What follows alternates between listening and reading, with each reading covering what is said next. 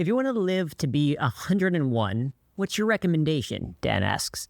Always have fun, Umeto replies with a chuckle, as if the concept of aging amuses her. Don't get angry, have fun with everyone, make everyone happy.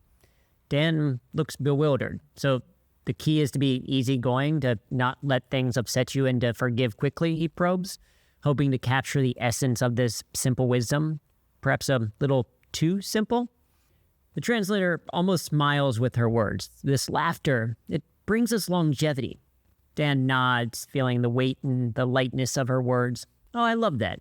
I feel it.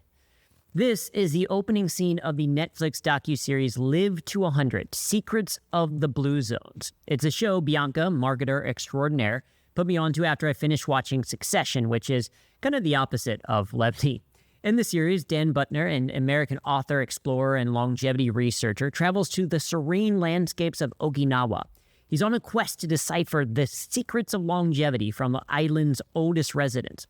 I think it's no coincidence that the first piece of advice in the very first episode revolves around laughter.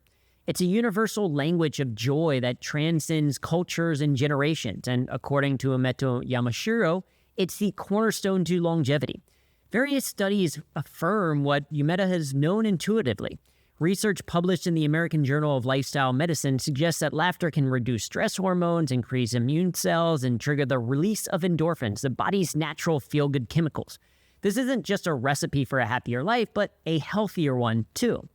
A Norwegian study found that people with a strong sense of humor outlive those who don't laugh as much. The difference was particularly notable for those battling cancer. I mean, it appears that laughter might just be the most enjoyable form of therapy. And I could go on.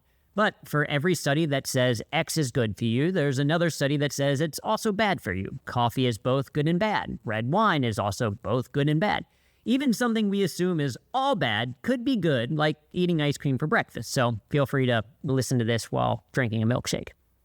Among all of these conflicting studies, I have yet to find a study that suggests laughter decreases longevity, unless you count the very rare instances of supposed death by laughter.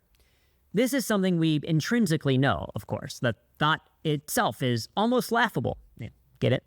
So why is it that I rarely see people walking down the street laughing? I mean, it's good for you.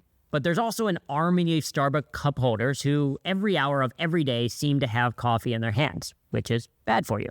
Well, is it because you can't put laughter in a cup with your name on it, or is it something else going on? I want to point out an essential distinction here.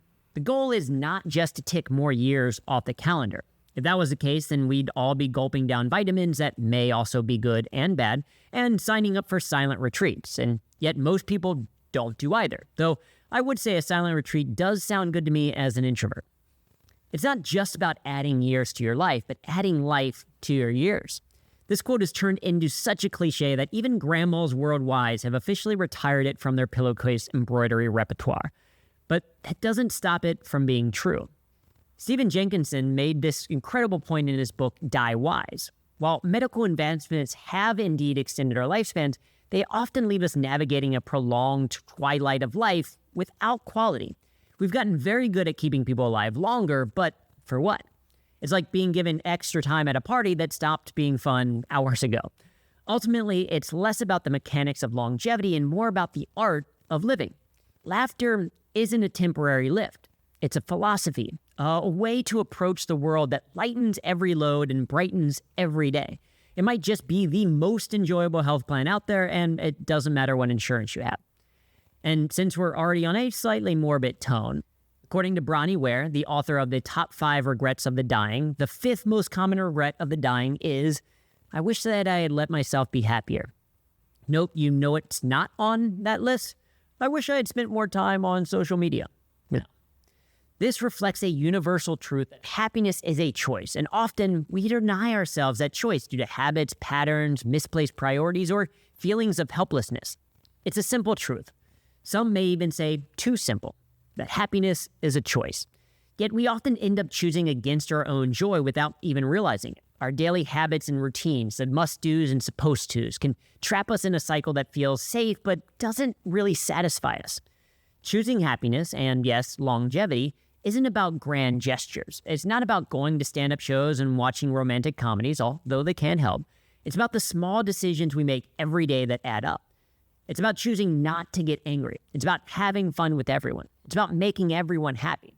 It's just like Umeto said, to always have fun. Yours happily, Andrew.